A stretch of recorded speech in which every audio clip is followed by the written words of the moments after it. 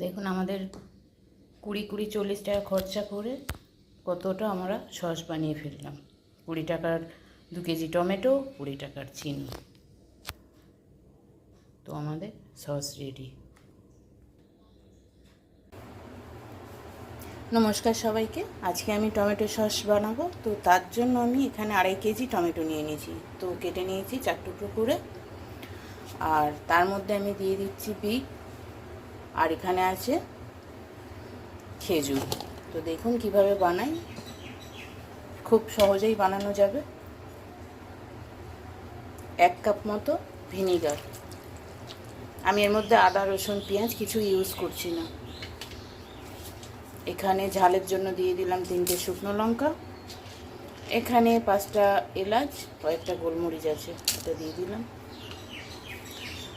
আর মোটামুটি আমি 500-600 মতো আন্দাজ একটা চিনি নিয়ে নিয়েছি।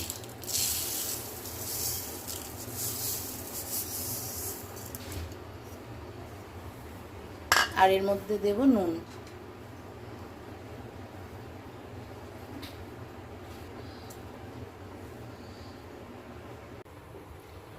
আমি গ্যাসের চুলোয় বসিয়ে দিয়েছি। এর মধ্যে আমি আলাদা করে কিছু দেব না, এখন আমি নাড়বও না। এইভাবেই আমি চাপা দিয়ে মোটামুটি 20 থেকে 25 মিনিট সেদ্ধ করে নেব।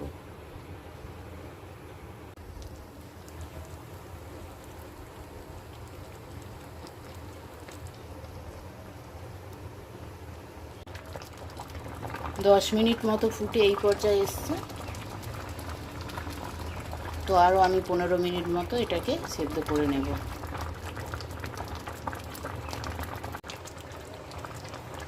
মোটামুটি আমার আর একটু জলটা কমলে এটা আমি নামিয়ে নেব। দেখুন সেদ্ধ হয়ে গেছে।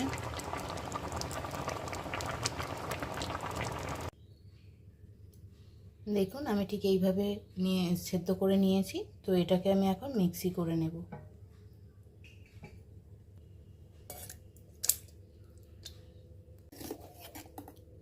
দেখুন আমি এইভাবে পেস্ট করে নিয়েছি। একে আমি এখন ছেঁকে নেব। এটা আমাদের রেডি পুরো এমনি।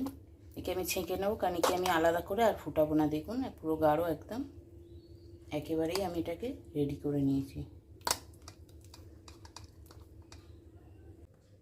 দেখুন আমি দানাগুলো এবং ছিলকাগুলো যেটুখানি ছাঁকনিতে ছাঁকা আমি ছেঁকে নিয়েছি। তো এবারে আমার সস দেখে নিই। দেখুন আমাদের সস রেডি। একে আলাদা করে আর আমাদের জাল দিতে হবে না, খুব সহজেই বানানো যায়। আর আমার এই সসের মধ্যে আমি আদা, রসুন, পেঁয়াজ কিছুই ইউজ করলাম না, কিন্তু খেতে দারুণ। আপনারা করে একবার খেয়ে দেখবেন।